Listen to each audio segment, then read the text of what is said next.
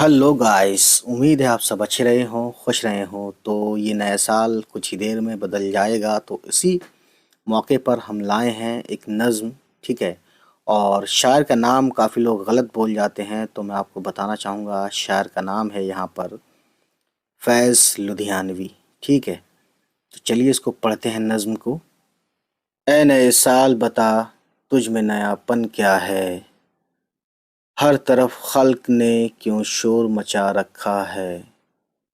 रोशनी दिन की वही, तारों भरी रात वही। आज हमको नजर आती है हर एक बात वही।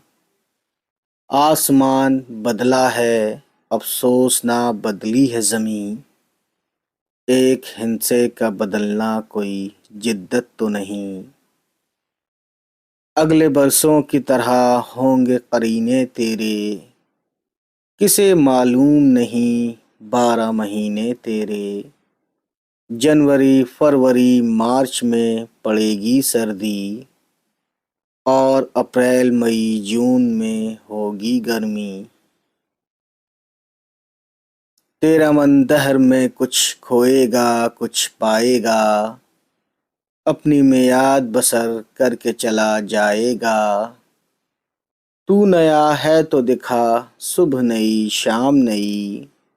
वरना इन आँखों ने देखे हैं नए साल कई।